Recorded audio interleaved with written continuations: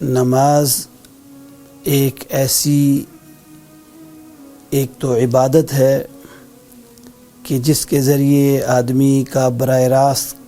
اپنے رب کے ساتھ تعلق قائم ہو جاتا ہے، اور یہ نماز کے ذریعے آدمی اپنے رب کے گویا بالکل قریب چلا جاتا ہے۔ ایک تو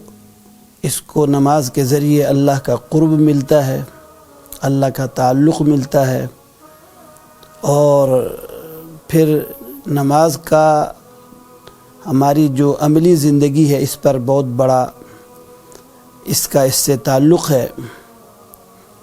سب سے اہم چیز یہ ہے کہ نماز انسان کو ایک پنکچولیٹی، یعنی زندگی میں آدمی اپنا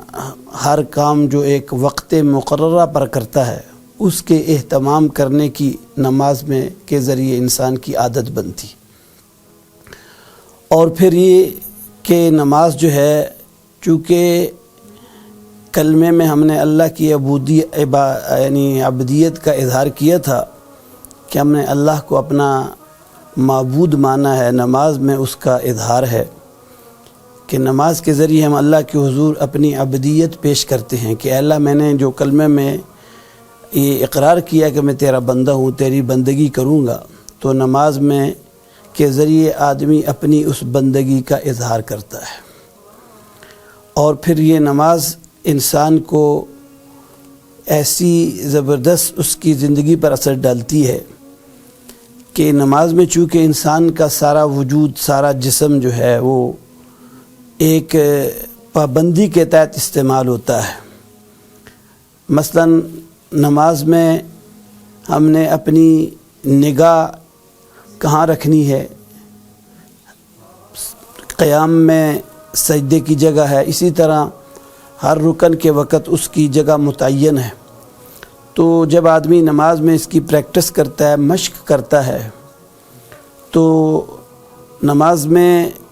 اس کو اس کی پابندی کرنے کا موقع مل جاتا ہے۔ تو گویا نماز کے ذریعے اس نے اپنی نگاہ کو اپنے کنٹرول میں کیا ہے۔ اب عملی زندگی میں جائے گا تو ایسے نہیں ہے نگاہ بھٹکتی رہے ادھر ادھر، جیسے آدمی کئی ادھر دیکھتا ہے کہ ایسی جگہوں میں جہاں اللہ نے دیکھنے سے منع کیا ہے۔ اسی طرح ایک بزرگ کا واقعہ بھی اس میں فرماتے ہیں کہ ایک آدمی جا رہا تھا تو اس کو کہیں اس کا پاؤں کسی چیز کے ساتھ اٹک گیا، تو انہوں نے فرمایا، بیٹا آپ کی نماز میں توجہ صحیح نہیں ہے، آپ نماز میں ادھر ادھر دیکھتے ہیں، اپنی نماز کو ٹھیک کرو تاکہ آپ کو اس طرح چلتے ہوئے آپ کی بھی چلنے میں بھی بے توجہی نہ ہو۔ تو اسی طرح انسان جس طرح نماز میں پابند ہے، اسی طرح نگاہ کی پابندی بھی ہو گئی، اسی طرح انسان کے اعضاء و جوارح جو ہیں وہ بھی انسان اپنے اعضاء و جوارح کو بھی پابند کر دیتا ہے۔ اپنا ہاتھ یہ نہیں ہے کہ جہاں مرضی چلتا رہے، اللہ کا امر ہے ہاتھ کے پابندی کا، پاؤں کی۔ اس طرح جسم کے سارے جو اعضاء ہیں نماز کے ذریعے وہ پابند ہو جاتے ہیں۔ تو یہ بہترین ایک ذریعہ ہے انسان کا اس کے پوری یعنی جسمانی اس کی جو ہے ساری جو اس کے اعضاء و جوارح کو صحیح رخ پر رکھنے کا۔ تو الحمدللہ جو آدمی 5 وقت کی نماز کو ان پابندیوں کے ساتھ پڑھتا ہے تو اس کی زندگی پر، اسی لیے ہمارے ایک بزرگ تھے وہ بڑی بہترین بات فرماتے تھے، جس کی نماز جتنی جاندار ہوگی اس کی زندگی اتنی شاندار ہوگی۔ اسی ہم نماز کو صحیح اصول و آداب کے ساتھ اور پوری توجہ کے ساتھ انشاءاللہ پڑھیں گے تو یہ نماز اپنا ہمارے پورے جسم پر، ہمارے اعضاء و جوارح پر نماز اپنا اثر دکھائے گی۔